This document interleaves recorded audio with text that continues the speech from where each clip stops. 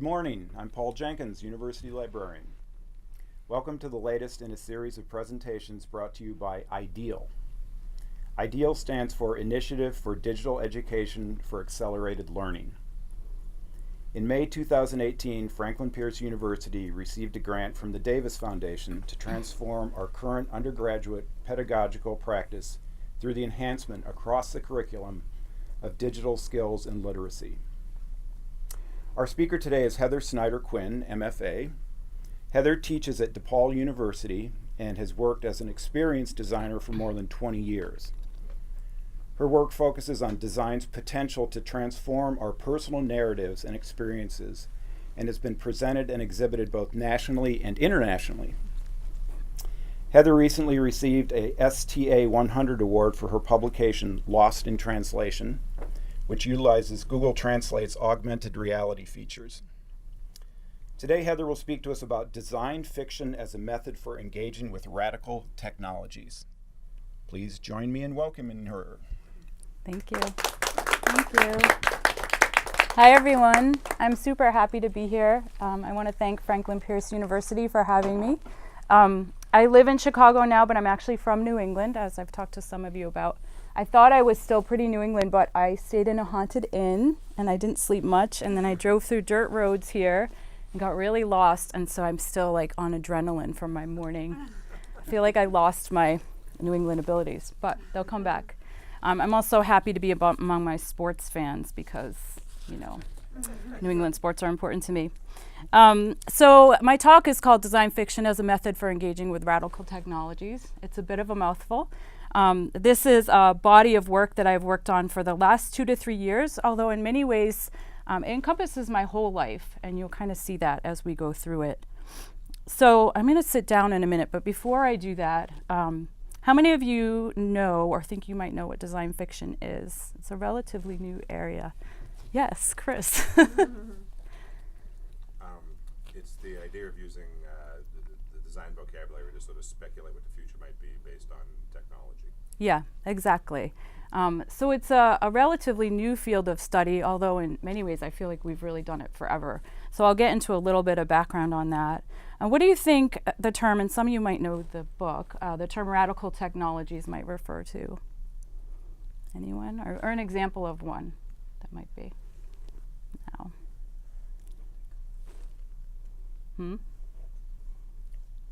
Anyone? You can't think of one? Well, I'll give you one example and then we're going to get into more. So an example of a radical technology might be augmented reality, for example. So, okay, I'm going to sit down. Okay, so let's move on to the next slide.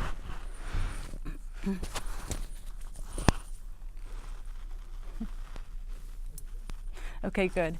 So this is just a high level of what I'm going to talk about in the presentation today. I do consider myself kind of more of a teacher and a maker than a speaker, so I may engage you throughout the talk. Also, where this talk kind of involves some more complicated terms, I mean, you should feel free to ask me about things as we go. It's perfectly okay to kind of interact throughout the conversation. So I'm going to give a very high level about what design fiction is. I'm going to talk about the radical technologies and where that term comes from. I'm going to show you a case study in a project that I've worked on for the last 2 to 3 years. I'm going to talk about EDU and industry integration, so how people are beginning to incorporate this into their work. And then I'm going to give you a bunch of resources. So let's begin. I'm going to give you a tiny bit of context on my background and experience and how this came to be my path of research. Next slide. So I've traveled many paths in my life, but at this moment, these are the ones I connect with most. I'm an educator, I'm a maker, I'm a writer, I'm an entrepreneur, I'm a mom, and I'm a futurist. You can go to the next slide. I tried to capture this in some kind of a diagram, and obviously these sort of circles and buckets ebb and flow depending on the day, the year, the project. But I do a lot of different things, and throughout the course of my 20 years, they've kind of now come to this place of working in design fiction or also design futures. As part of my work, I teach and I make and I write. I've talked about that. And I'm also on the board of our business school. So I work still a lot in entrepreneurship. I had a business for a long time. And obviously as an entrepreneur and working with business strategists, we're really in many ways molding a lot of the future. So in the work I'm going to showcase today, I use design fiction to speculate on radical technology, particularly in the future, but also in the present and in the past. So what is design fiction? It is also called a few other things, and in theory, each term is a little bit different. There's also can be called design futures, speculative design, critical design, and discursive design. They're not all exactly the same, but it's kind of like I bucket them together for a number of reasons. The term design fiction, from my understanding, comes out from around 2009, so it's really only a decade old. If you take the term science fiction and you take the science out and you replace it with design, that's kind of in principle how it came to be. So if you think about it in that way. So, and again, there are many, because it's still a new field, it kind of reminds me of the early days of the internet, which I loved because everything was new. So to me, the field of design fiction is still really new, and that's what makes it so beautiful, because everybody's still figuring out what it is and what it can be, and I kind of like, I like that aspect of it. So everything I say or talk about, it could be different next year, and many of you may contribute to it as well. Next slide. So design fiction is more fun for me than anything I've ever done. And I've also found it to be really amazing for my students. And I find it to be pretty amazing for my students because with a lot of students today, they've grown up with standardized testing and all this information at their fingertips. So they almost, they're often asking how to do things right or the right way to do things. And so I found with design fiction, they have less fear about doing things right. And because they've kind of grown up in a highly templated culture, I found that by having them work in design fiction, especially my DePaul students, their work is getting more conceptual and it's getting weirder, because one of the premises of design fiction is that the ideas don't have to be plausible. They're just supposed to make you ask questions. And so that's been pretty incredible for my students. Also, design fiction gives us a sense of control towards the future. Feels like we're impacting it. And also for me, it's really important is it helps us dive into ethics or the ethical implications of what we're making. So next slide. So let's talk about the term radical technologies for a bit. You can go to the next slide. The term radical technologies actually is a book by Adam Greenfield, and he's actually coming to speak at DePaul in May, and I'm really excited about that. If you haven't heard of it, I would read it. It's one of the most influential books I've ever read. And in my opinion, it's a book that everybody should read. For the most part, except for the chapter on cryptocurrency, it's pretty digestible, and I feel like it changed my understanding of a lot of these technologies, and I consider myself to be pretty aware of things. And it also helped me feel like I had some control over the future of how they would be used. Next page. So in his book, he defines radical technologies around these chapters. There's the smartphone, the networking of the self, the Internet of Things, he calls a planetary mesh of perception and response, AR, an interactive overlay on the world, digital fabrication towards a political economy of matter, cryptocurrency, the computational guarantee of value, blockchain beyond Bitcoin, a trellis for post-human institutions, automation, the annihilation of work, machine learning, the algorithmic production of knowledge, AI, the eclipse of human discretion, and then radical tech he defines as the design of everyday life. So I knew what a lot of these terms were for quite some time, but hadn't really been diving into all the details of them. So his book really helped me do that. From the audience, are most of you aware of what these terms are? Do you feel like you understand them a little, a lot, kinda? Yeah, I mean, we probably all feel that way, right? So as a designer, I've always had to put understanding kind of ahead of being able to do everything. And I think that's one of the reasons I've been able to adapt as the world has adapted so quickly. So I'm not a great coder, I'm not a great writer, but I'm always trying to understand collaboration and connections and make sure I understand terms enough that I can have conversations about them. And I think that's really important, especially for students who are entering any kind of space, really, is to be able to read and understand terms and then connect with the right people to move forward with them.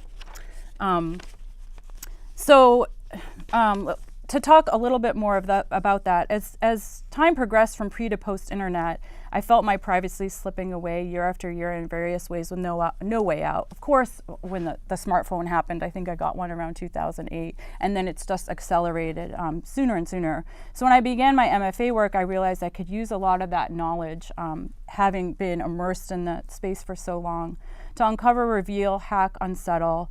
And then, of course, as part of that, I also became curious how others throughout history had done much the same. So next slide.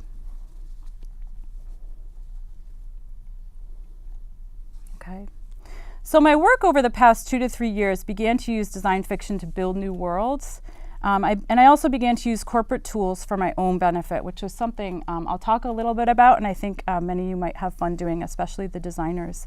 So I would hack Google, create fake online entities, create personas at Starbucks, put secret messages and protests all over Google Earth, and hidden worlds on Street View.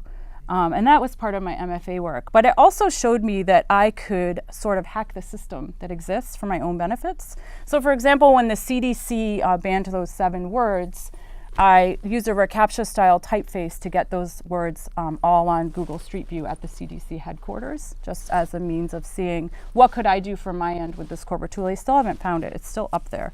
I'm not showing it to you today, but you can go look for it. I suppose that it makes sense that a lot of my work touched on game design and play because I grew up in a playful family full of athletes. My grandfather was a cryptographer in World War II. So these themes of design fiction, world making, cryptography, all kind of synthesized together in my most recent body of work. So let's talk a little bit about the work. Next slide. I'm actually going to pass around, if you can be careful since I have very limited publication. That's just a sample of the book of some of the slides that I'm going to show you. So Transparency Past, Present, Future is a body of work consisting of a trilogy book, a film, and an exhibit in augmented reality. These pieces seek to convey themes of transparency, privacy, the value of secrets, family, and design's current and possible impact on those themes. The trilogy consists of research myths that showcase methods of creative obfuscation. These myths showcase human ingenuity for primal need and desire, often against much larger powers, using various forms of human communication across the senses. My lens is in more innovative techniques and often those created by non-experts. The outsider or non-expert serves 2 purposes. It is meant to make the idea of coded communication accessible and uncomplicated, and embraces the idea that innovation in unsettling systems can be done by anyone. Next slide. The experimental film that's part of this work places my family in a fictional virtual universe by superimposing us into Google Street View. So as you get through the slides, you'll see some screenshots of that. And at the end of the presentation, there's a Vimeo link, so you can watch the whole film. I'm just going to be showing you stills. The work captures the speed and absurdity of modern life, a world that is layered with societal, cultural, and ethical implications, including privilege, corporate power, posthumanism, accessibility, inclusion, and privacy. With the overlay of the physical and the virtual and the resulting mix of fact and fiction, the film reflects a mirror of our time and questions technology's influence on the fabric of our lives. Next slide. Lastly, I've experimented with augmented reality. Has anyone in here done any AR work? Okay, I will gladly show you some codeless apps that you can begin to use it. The work that I'm going to show you was done with HP Reveal. It's kind of a clunky UI, but it's a really easy way you can screen capture your phone while you play with AR, and it'll really give you a sense of what AR is really about. So I used AR both on my physical book, which you have around, and also throughout campus. So my thesis exhibit was actually placed throughout campus, and you'll see some screen captures of it. And I asked people to hack my AR with their own, and so the whole thing broke by the end, and it was pretty amazing. And so all these pieces serve for observation and reflection of design and technology with consideration for the past, present, and future. So next slide. The questions I pose in my work are as follows. By looking at themes, ideas, and notions of transparency, invisible and visible, as well as design and technology in the past and present, can we speculate how our privacy will be compromised in the future? And in a society of full transparency, how humans might react to our own creatively designed obfuscation? Can we use design fiction as a method to instigate, unsettle, and raise awareness for these possible futures and ethical issues? And if so, how plausible do our scenarios need to be? Next slide. How can we as designers use and approach tools as outsiders? That's kind of what I talked about with Google. See these tools in new ways as methods to hack and unsettle. Can these methods of experimentation be woven into the design process as a means for designers to understand and embrace technology without fearing it?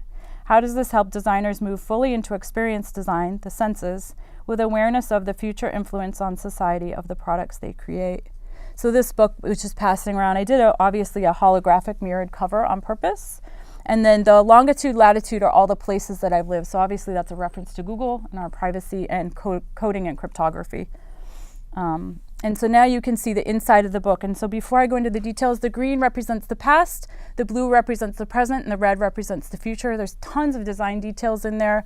The X's talk about physical obfuscation of the past. The camouflage talks about digital altered identity, and the red uses DNA code across it. The size of the white inside the green refers to the book format. The blue present is all based around the iPhone format, and the future talks about 360 view. So that's why the pages are formatted in that way. And some of those pages also have augmented reality on top. Throughout history, humans have always necessitated methods for hiding their secrets and maintaining their privacy. Their methods of concealment have evolved with time. Despite more advanced technologies and utmost diligence, no secret is ever totally safe unless kept in the depths of one's mind. However, a speculated near future indicates that not even our thoughts are secure. We are on the cusp of the invasion of the privacy of our minds. In the past, we obfuscated physically with materials using cryptography and steganography, through redaction, the wearing of masks, and the hiding of physical objects. In the present, we obfuscate digitally in the virtual space with false personas, filters, altered data, and encrypted messaging. In the future, I use design fiction to speculate that we will be internally surveilled to the very root of our DNA. As a result, we will obfuscate our bodies, our physical and our emotional states. Next slide. So throughout the book and as it's being passed around, examples from my past, present, and future myths include the design of hidden messages in quilts during the Underground Railroad, the blinking of Morse code with his eyes by a Vietnam vet on national TV, teen lovers sexting with emoji symbols, the football coach who created secret sports signals with memes, the 20-something who created 3D fabricated masks to hack Amazon's facial recognition store, and the man who used automation against itself to make more money for his large family. So one of the things with the stories is that, at least in the past and the present, the stories are based on real scholarship, but I pretended I was the people in these situations, so that's where the fact fiction comes in. So I wrote the stories to be enticing, to help people learn what had happened, and obviously the future stories have not happened. So they're fictional myths about ways people might use technology. So just to give you some context around that. So the next slide. So this shows a page from the past. Analysis of our methods of secrecy within the silos of past, present, and future allows for deeper inquiry into time and place. If we look ahead 100, 200 years, what might we observe and take away? What are the ethical considerations of these design products and experiences? And what futures can we speculate, dystopian, utopian, or in between? If we consider the continual growth of corporate power, as well as the rapid acceleration of new tech like AI, augmented reality, 3D fabrication, the blockchain, and IoT. If we imagine the collapse of democracy and the takeover of the country by Google, as absurd as it may seem, how would we navigate our lives? Next slide. So now you're seeing a present day screen. That image is actually from Snapchat of my daughter and her friends tracking their locations. As we move from the industrial age into the knowledge economy and further into the human economy, and we deal with the ever-shifting digital sphere, we face many challenges. As experience design expands into voice, sound, and gesture, the design field requires broad and global thinkers. Designers must work adaptively across disciplines while also understanding the implications and potential of new business models, ways of thinking, and technologies that are layered with societal, cultural, and ethical implications. Next slide. So this is maybe the most important section, particularly for this talk. So these are my fictional myths, future speculation myths.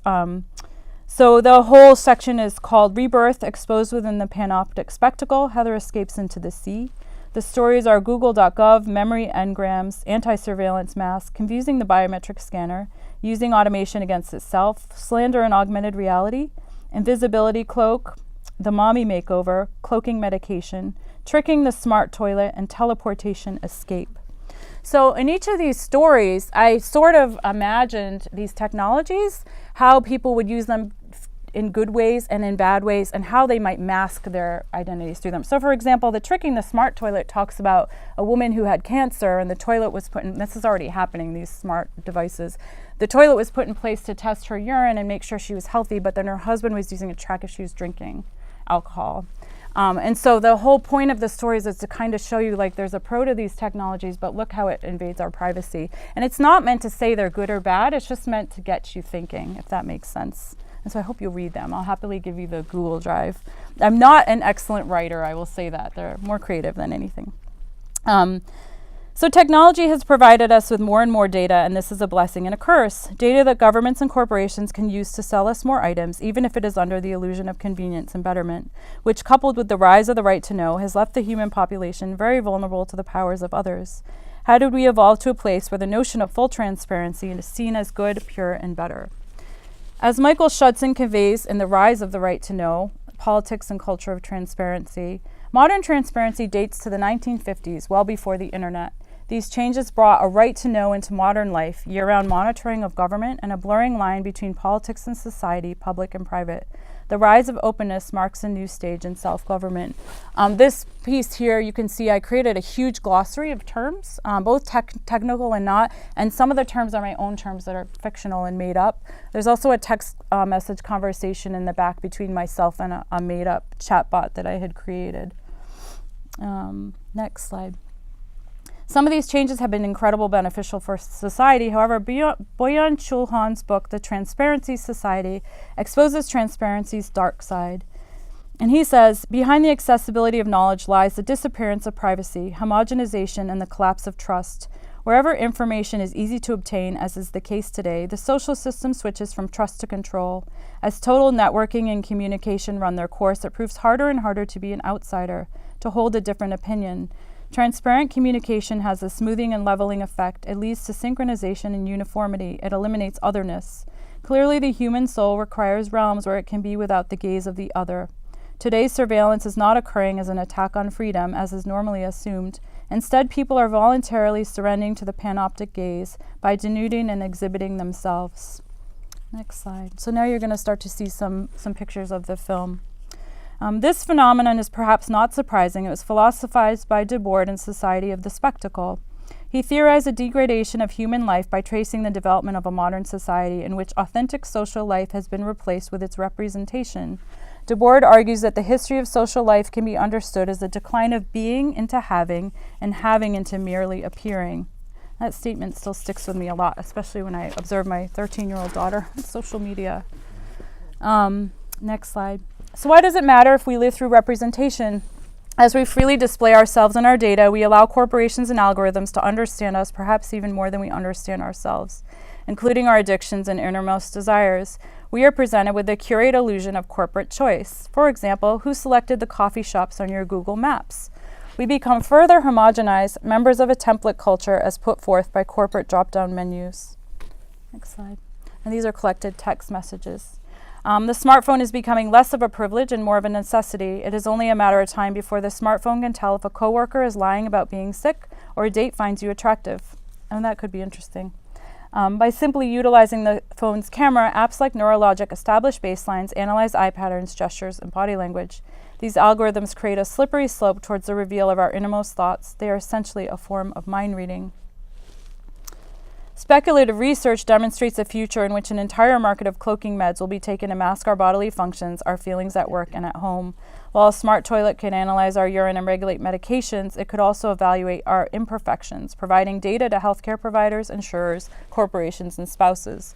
Users think their data is safe, but we only need to look back to the Dutch during World War II to realize what can be done with captured data in the wrong hands. Are we on the Alexa movie? Okay, so then in this dystopian ending, Alexa puts my daughter to sleep with a creepy bedtime story about a shark, which actually exists. I found it because I try to find Alexa's Easter eggs. You know what that means? It's these like hidden things you can find. Drugs aside, concealment techniques have been created and utilized throughout history.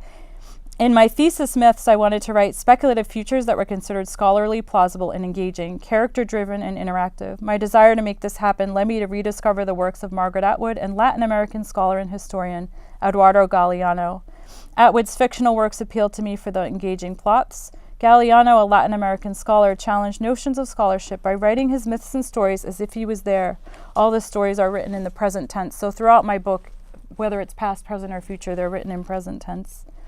And Galeano was my model to show that I could write a thesis that was fact and fiction, because he writes about both fact and fiction. So in his histories, he talks about a lot of the Latin American myths that aren't necessarily true. All right, so let's look at the AR. Anyone have any questions so far? I know this is like a lot to digest. Okay, good. And I love the AR stuff. So in addition to referencing models from fields of literature and history, I also drew upon my 22 years working as a UX designer. Though I started working on the design of consumer-facing websites, I eventually moved into the bigger ones that lie behind the scenes, the unsexy, but to me the most powerful. So I moved from designing to Target's customer website, for example, to instead researching and designing their back-end interface for data collection. I moved to consider new platforms for the National Institutes of Health, for MIT OpenCourseware, and I researched and created prototypes for Health Dialogue, a company that analyzes all the state of Maine's health data. And that trajectory is kind of important for students because, you always think of the work you're going to do as being consumer-facing, but so much of the power and the money lies in the things that we don't really see. So the methods I learned here, strategy, ethnographic research, creating of personas, prototyping, as well as turning things upside down, taught me to look beyond the surfaces to the unseen. It is where I moved from the design of surfaces to the design of structures and systems and discovered I had more power to mold a future. Next slide. So now you're going to begin to see just screen captures of my phone capturing AR, and I can talk about that at the end if you have more questions about it. So to me, a prototype, which we all do, serves as a mini speculation or a proposal, a design scenario grounded in months of user research, validates pathways, and looks for gaps and opportunities. The prototype, as we know, tries things out quickly before months of time and money are invested. Similarly, the field of game studies also serves as a model. The theory of play states that children play in order to imagine future scenarios before the stakes are too high.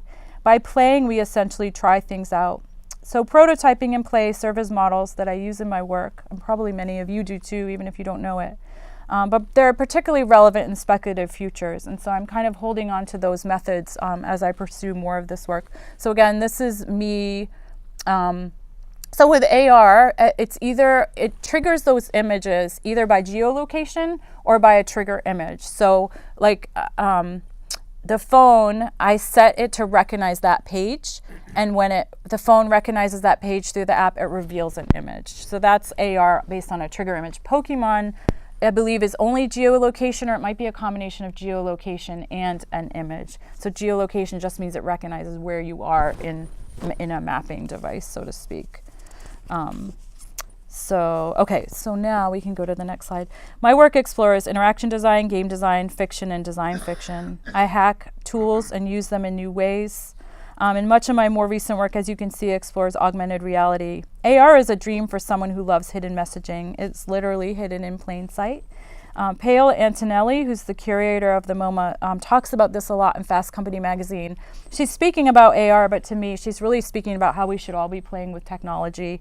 She says, it might be better to come into AR as an outsider because you don't have a preformed mind about it. It's an extremely important moment where no matter what, we have to push through and work on the tech without being too embarrassed about failing. AR needs design. Designers bring emerging technology to the masses. And I would add to her statement that we also have the power to help do that ethically. Antonelli's statement speaks to the work that I make and that I desire continue to create in the future. I may work for 2 years on failed experiments. I worked on this AR for 2 years before I could figure it out, but I had a lot of fun along the way. Within those experiments, I connect with others, collect knowledge, create, and most importantly, I play without fear. I also consider the pros and cons of what we can do. I speculate for better and for worse. I do not really consider myself a technologist, even though I've worked in it for so long. And it's funny because when I'm around artists, they always say, oh, you're so technical. But I work in a school of computing and they do not think I'm technical at all. Like, it's just funny to be in two spaces where people have completely different opinion about my level of knowledge. But I consider myself a curious experimenter who likes to play, hack, break, and speculate. I use tools in ways they are not intended, and I hope that you will try and do the same. And I feel that if we were to break and unsettle systems that have become old, stale, and unethical, we need to learn how to fearlessly experiment, embrace unknowing, or see things in new ways. We need to understand technology even if we can't create it ourselves. That's really important. We need to understand technology even if we can't create it ourselves. To break systems, tear them apart, and not accept them as is. Turn them upside down and inside out. We need to look at their invisible parts, and we need to look at how the effects on humanity in the past, present, and future. Next slide. Chris, do you recognize that? That's in Vermont. So I'm only showing one. I had like 20 things hidden throughout campus. Text messages, and that was outside. Oh, yeah, of course. I understand all the other images you're superimposing, Mm-hmm. but what's with the dots? Why that? Oh, yeah, that's a great question. So this app is called HP Reveal. And when you open the app, so that's not my choice. I'm using a codeless design. When you open HP Reveal, the dots basically tell you that it's searching for the trigger image. Does that make sense? Yep. Yeah, so nothing to do with me. And in fact, it's pretty amazing because since using HP Reveal, there's now a ton of other apps. Adobe's coming out with one called Arrow, I think. I'm sorry. Yeah. That was all with your phone, or? Yeah, just a phone app. And again, I'm happy to share those resources with you. God, I'm the worst videographer, aren't I? I need some help with that. It's like upside down and crazy. Yeah, so I mean, I had funny ones in too. Like I had one that it was like this event in Vermont, event in the floor, and when you triggered it, it asked if John Malkovich lived down there. So I just like, I like to be funny in my work too. At least I think it's funny. Maybe it's not funny to everybody. So. You should have your students hide it all over campus. Hide their own AR. I'll show you how. Okay, let's go to the next slide. And so I hope my work raises awareness for our power as designers and realizes that we too can function as outsiders, reclaiming our power and autonomy for ourselves and our world, if not now, in the near future. This quote, as many of you probably know, is from one of my favorite books. It was actually one of the starting points for this body of work. It's from Fahrenheit 451. And it's pretty amazing to read this. My daughter and my husband walk around with headphones, like all day, all night, podcasts, music. And this was written in '63, and it just kind of blows my mind. So it is. It's kind of, and even they talk about the 3 TVs, and she wants the 4th. I mean, I just could read that book a million times. I know everybody's into it now, but always been my favorite. Okay, so now we are through the work. Let's talk a little bit about EDU and industry integration. Actually, before we do that, any questions on what I just showed? We can go back to it at the end too. I know it's a lot of stuff. Okay. So if you're interested in this work and how to incorporate it into your own practice as an educator, a writer, a student, a designer, or as an industry practitioner, I've listed some next steps and resources to get you started. So next slide. So I actually need to look at this. So I really think that, and I'm seeing it happen, I call it design fiction in practice, but it's also speculative design or design futures. So a lot of it is happening in UX and design, particularly in the academic side of things, of course. But I actually just became a chapter lead for a group, and I have their URL coming next, called Speculative Futures. The URL is actually futures.design. And he is a creative director at McKinsey, and he's really pushing forth for industry practitioners to be doing more future speculation in their work. So I'm super happy that this organization, which is much like an AIGA, is happening from the industry side. And now I'm running one of their Chicago chapters. I don't know if there's one in New Hampshire yet. I forgot to look before. I just had my Design Futures class approved, so I just started teaching that 2 weeks ago. And even though I've been doing some of these projects in other classes, I'm now teaching a full class. You can see them at USC, Carnegie Mellon, RISD has starting to have one. So they are beginning, and I have syllabi samples if you're interested in folding it. I really think it's something to be folded not just into design, but into many things. Again, design and writing activities, film. And I'm going to give you some AIGA resources on the next page. And of course, so thinking about ethics, strategy, foresight. And all of this really essentially folds into the idea of world building, or also called world making, but the idea that we can mold our worlds at least in some way. So if we go to the next slide, sorry, you can go again. This summary here, which talks about the kind of the purpose of design fiction, comes from the Futures Design website. So again, Futures Design is a nonprofit organization, much like AIGA, which is the American Institute of Graphic Arts. So they're a national chapter with local chapters, and they kind of, organize all the things that happen around that that space in both EDU and industry. And so this is kind of how they summarize it. They actually have a big conference coming up in New York City in June called Primer, which if you're interested, it's pretty affordable. You can go to the next page, next slide, and keep going. So a couple of things. Many of you may have seen AIGA Meredith Davis just released a whole series of things called Design Futures. So there are a series of research papers. One is a Design Futures overview that talks about Bureau of Labor and Statistics and the future of design and what they see the pathways to be. And then she has 7 research papers around that. I can't remember the titles of all of them, but they talk about all the different spaces of design. And again, I'm saying design because that's my area, but everything she talks about is pretty applicable to anybody. So that's a tremendous, they're written really well, they're pretty quick reads. They're definitely worth looking at. Futures Design, if they can go back, sorry. Futures Design is the organization I talked about. I think they're 2 years old. I'm running the Chicago chapter, so a series of meetups. They also have a national conference called Primer, and they have a lot of great resources online. So there may be one in New Hampshire. They're international now and pretty amazing, lots of collected work that's accessible to everybody to look at. And then I just put my 2 favorite online sources, the Near Future Laboratory and the Situation Lab, which is out of Carnegie Mellon, are just 2 nice resources around this kind of work as well. So people who've been doing it a lot longer than I have. Next slide. And then these are most of my favorite books. I'm a pretty avid reader, but if you had to just pick a couple up there, the one that's white called Design Fiction, which has been out of stock on Amazon for like 2 months now. Radical Technologies, of course, and probably Speculative Everything. Dunn and Raby are the practitioners from Royal College of Art that are now at Parsons. So those, if you did pick those, and maybe Made Up, those ones are probably my top choices for this work. So the library could have maybe get them. Haha. All right. I think there's maybe only one more slide. And again, so this is all my contact info. So if you want to see the film, it's still a work in progress. That's on Vimeo, and my persona, my fake name, now that you know it, is Louise Dana. It's a whole other lecture, how I came up with my fake persona. You should come up with a fake persona online. You can see the movie on Vimeo, and then also my Instagram has some work, and obviously you can find me at DePaul as well. So, so that's a summary of the presentation, and we can. Do we have time for questions? Yeah, thanks so much, Heather. That was amazing. Thanks. I'm very confused, but also very intrigued. Oh boy! I think I speak for everyone. All right. So let's ask Heather some questions now, and please wait until I give you the mic so that it can be picked up on the video. All right. So who would like to begin? Thank you. Hello. Mm-hmm. All right, so I have 3 things, right? Oh boy. I have Okay. my daughter, my students, and Bugs Bunny. Okay. So the first one is, so I think I like to think that our interest and our concern about sort of data collection and how it affects society is almost sort of generational to a certain degree. Yeah.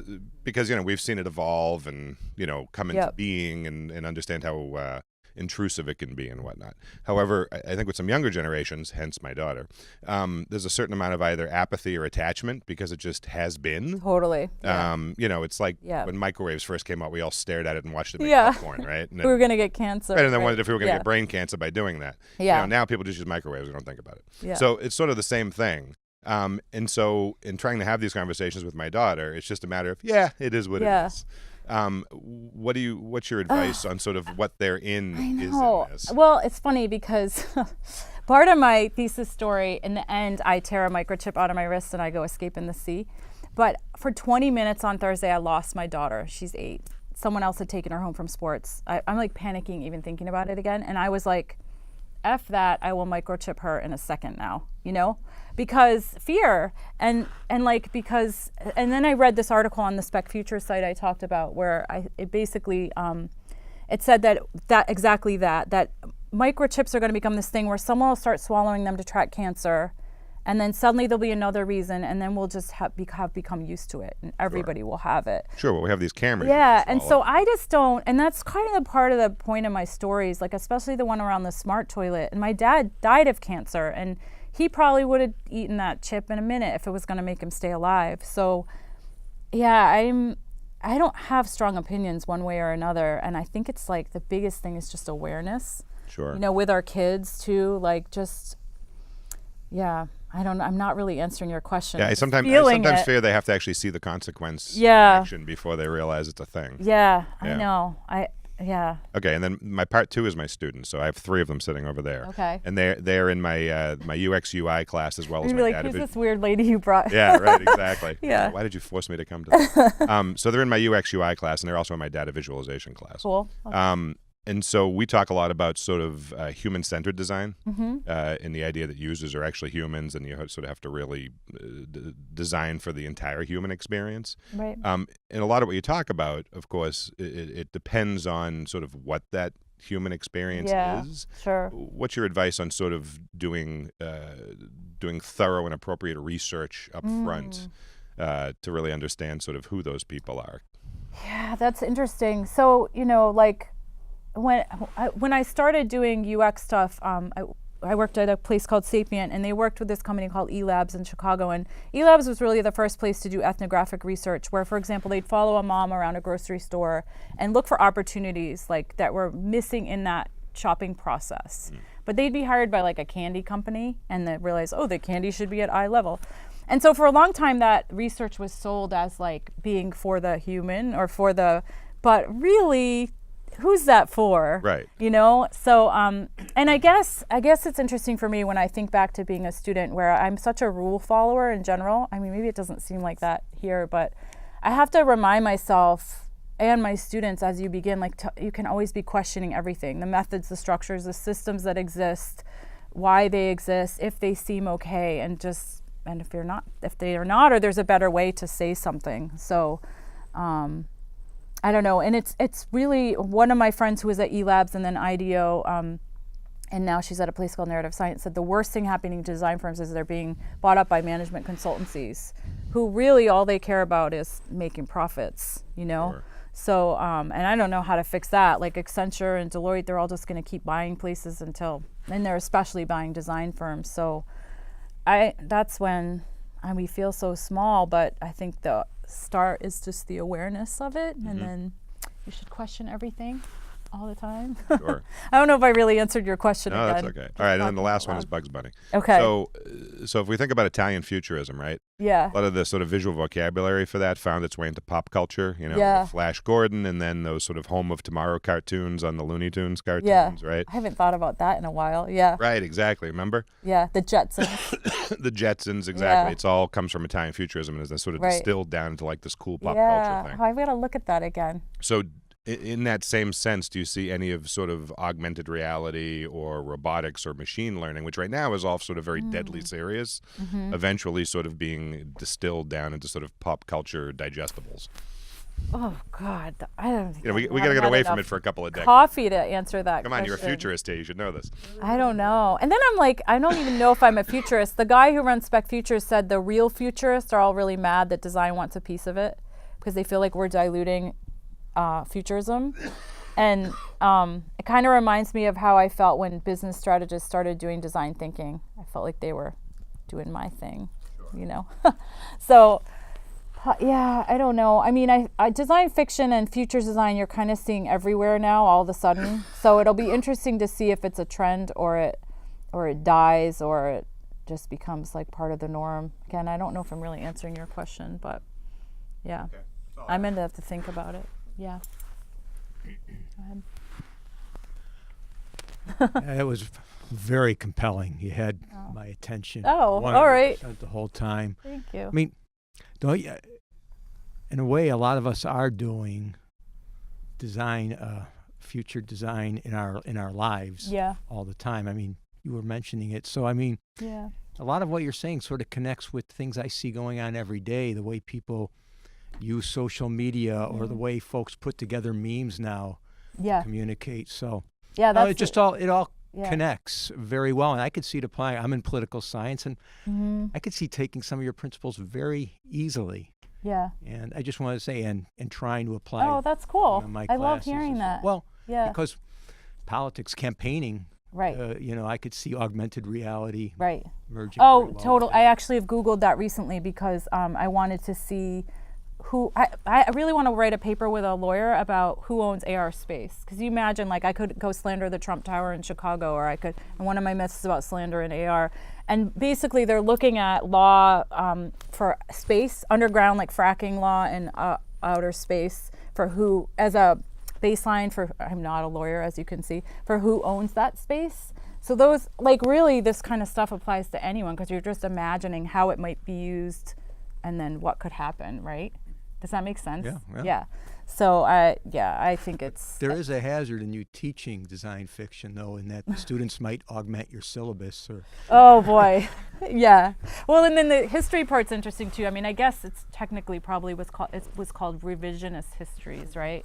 So I call it like speculative past, but I think it's kind of the same thing, right? I don't know. I'm not a historian, so yeah. Go ahead. Do you ever consider the digital divide when you're working in design fiction, and whether or not technology is creating, a caste system? Oh yeah, that's interesting. So teaching at DePaul is interesting. So I originally taught at RISD, which is a small, really good art school, and it feels like everybody has a lot of money, and you never have to question how much you have students spend on supplies. When I went to DePaul, we have a lot of first-generation college students. We have a lot of commuters working 3 jobs, and it was the first time where they said you have to keep your supplies under a certain amount. You can't expect anyone to have a smartphone, because I did a lot of, and so they supply them. But what's interesting about that is I worked on 2 projects, one for MIT OpenCourseWare, which allowed all their materials to be open to the world, and we had to keep that website really small in size so people in third world countries or developing nations could download that materials pretty easily. And then I learned that the phone is actually much more affordable, for example, than a computer. So it allows people access to technology. Even designers who don't have a computer can be designing on their phone.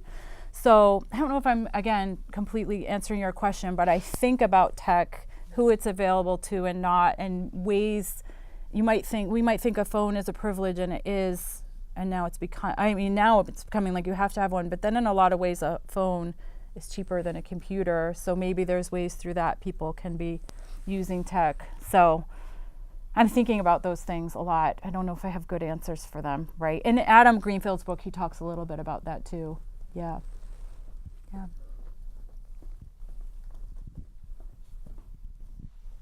So I recently wrote a paper on artificial intelligence and superhuman rights. Awesome. So I was just curious if you had a stance on artificial intelligence maybe becoming sentient. Does superhuman rights, does that mean like if you're part robot, posthumanism? So Tell me for what that example, means. It's like artificial intelligence getting compensation for the work that they're doing. Oh, damn. Wow. And wait, what did you ask me again? I'm just digesting that. I was just curious if you had a stance on artificial intelligence eventually becoming sentient, if we should avoid it, or perhaps a possible AI uprising. Oh gosh. So part of my thesis, my advisor had me read this paper that I can't remember the name of it, but maybe you're going to know, where it's basically saying we are already living in a computer simulation generated by AI. Do you know the one I'm talking about? So then I was like, maybe none of this is real, and I'm already part of one of their experiments. I'm sorry. This is getting weirder and weirder. So I don't know. You guys are asking me all these questions. I just need to process. I want to read your paper. Can I read it? Sure. Okay. That sounds amazing. I didn't answer your question. You just intrigued me, yeah. So in looking through your book, Yes. I wouldn't necessarily call it dark, but No. there's a lot of stories about hidden messages, how Yeah. to hide, how to trick things, how to, You know, it all seems to be like, beware. Yeah. Is that your message, or are you? No, you know, that's a really great question. This work is still pretty new to me, and I think, like, and even in writing this futures class, I just think it's fun to write dystopian things. But my students were like, "Can we write some utopian things?" And I was like, "Fine." So I don't know what that says about me. I think in the time of writing this book, I was really interested in how people had risen against bigger powers than them with these various forms of communication, right? And so I suppose the stories ended up dark, but in my mind, it showed ways that they overcame things that maybe were dark. I haven't thought about it a lot, but in reality, you know, the whole idea of this work is to make a better world, right? Maybe I just like the dark side. I have to think about that too. Yeah, hi. I do history, and so when Frank was asking you in Yeah. relation to political science, I was thinking there is application. I can see ways, Yeah. you know, that this work can kind of map backwards into historical scenarios, and Yeah. I do a lot of role playing. Oh, I love that. In the Yeah. classroom, so Yeah. I could see like a speculative dimension to that. Yeah. But I wanted to ask you, and I'm not sure how to, kind of following on from what Chris started with. I have a daughter who's 16, and she's long been on a whole bunch of social media. Not everything, but like a limited. But she had, from the age of 8, maybe 9, she had multiple fake accounts. Oh, the Finstagram, all the over place. Instagram, Yeah. right? Now, yeah. nobody ever, her parents certainly never, Yeah. first of all, knew Yeah. or even suggested anything like that to her. So that she came into that in her worldview and her environment. And I guess I'm kind of wondering if we will say a faculty member who is not the same generation as students, obviously, a couple generations removed, can we learn how to think the way they approach your material? Can we get to that place? I mean, I'm not confident I can, but if I know to understand their mindset around tech. Yeah. I mean, that's the beautiful part about collaboration, right? Like if you're to write a research paper with them or do a presentation together, and I mean, I think just when you said you're a rule follower, that kind of thing, like I would be that too. Yeah. You know, I an example, I sat on a Peloton bike in a gym and you have to have a login. So I put Kelly MC. You know, and next thing I see, everyone's called, you know, Fast, Boston. You know, they're all I totally get names. that. Yeah, I know. For me. I feel like it's just, I mean, again, I don't know, it could be, I don't know if it's a generational thing, a gender thing, a way we were raised thing. Like one of the very first design fiction projects I did is one of my advisors told me I needed to develop a persona so I could find Evil Heather because I was too good. Chris is probably laughing back there if he can figure out who it is. And I decided I would go to Starbucks and I'd give them a different name every time I went, and then I'd keep the cups with my names on them. And I tried all kinds of names: Rainbow, Paige, Sage, Rachel, Kate. But the first few times I did it, I was waiting for my coffee because I was expecting them to say Heather. I'd be like, "Do you have my coffee? It's for Heather." And they'd be like, "No, I have one for Rachel." And I was like, "Oh yeah, that's mine."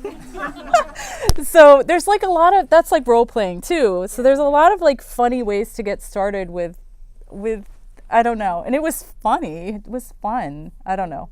So to break the rule following, right? Yeah. Anyway. I don't think I'm answering anyone's questions. I'm just babbling on. There are no easy answers. Okay. No, there aren't. Yeah. How do you feel about like the going on after what she said about the difference between how a younger generation thinks rather than your generation? How do you think that would help with what this is? Like, how do you think that the openness that this younger generation has with like almost like a communication with, like, we have memes and like most adults are like, what is that? I don't understand that at all, the concept around it. How do you feel about that? I think it's just awareness and open-mindedness. I mean, the beautiful thing about memes, once you study them is it's given the ability, now anyone can make a design. And the badness of memes is kind of great because people can get these visual messages across really quickly. So I haven't studied a lot on meme culture, but I mean, for example, my daughters want me to watch Vines. They think Vines are the funniest things, and I laugh, but I don't. And they follow vloggers, right? Am I saying that right? Video bloggers. And they'll watch them for hours. And I mean, I'm kind of okay with it, even though I would never watch it or do it. So I just think opening the dialogue, and I mean, and there's plenty of things we do in our generation that maybe aren't okay that my kid will tell me about too. So, I mean, no easy answer, just awareness and communication and collaboration, I think, right? So, yeah. The threads are there, though, right? Like, historically, the threads are there. Like, I look at memes and I think, well, these are not a lot different than, like, photocopied zines. True, yeah. Right? You know, if you think about zines from the 80s where you're literally ripping things up into pieces. Collaging. Collaging it, Totally. you're photocopying it back together again just to make a statement in, like, a quick format. I mean, it's kind of the same thing. Yeah. You're just doing it in a digital format. I know. And then things come back. Like, my students now so I learned that students secretly chat in Google Docs. Because we're always going to find a way to protect our privacy or to I snuck behind my parents' back all the time. But students now are doing folded notes again, which I think is so cool. So stuff always comes back, just like craft culture and lettering came back, you know, hand notes are going to come back. Yeah, sure. People are going to start cheating by writing on their shoes again and things like that, you know. Don't do that. Probably have time for one more quick question. Does anybody want a chance to? Oh, we got one from San. So I teach writing, and I'm a rhetorician. Oh, I'm boy. Thinking about like all of the different audiences invoked, audiences addressed, audiences like just changing format and what that does for audiences. And so I'm wondering if you have talked with any people that teach writing and think through that. No, it's funny. Writing for me is pretty new. When I as a consultant, you know, you're writing pitches and briefs and, you know, budgets and things. And I had like a terrible writing experience in high school where I was a creative writer, and I had a teacher tell me I could never be a writer. I had terrible grammar, and I just gave up. And then when I went to grad school, I started writing like crazy. And one of my advisors was like, "You have terrible grammar, but you are a really prolific writer." And I was like, oh, and I really like writing. I'm going to cry right now. So I just started writing. I write text message stories, and I think the thing I'm good at with writing is writing in ways maybe haven't been done yet.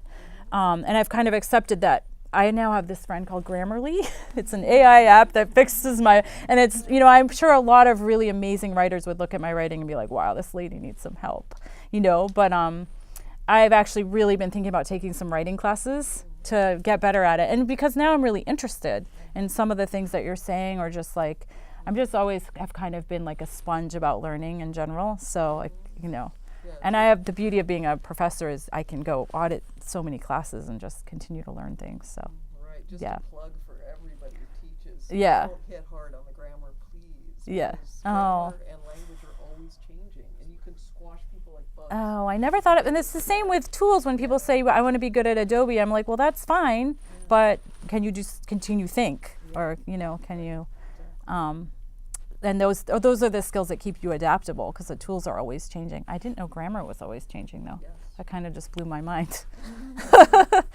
So, anyway, yeah, and I'm happy to share the the other resources. I can send them to you. Yeah, and I have the link from Heather, so I took down everyone's name here because it was an invasion of privacy.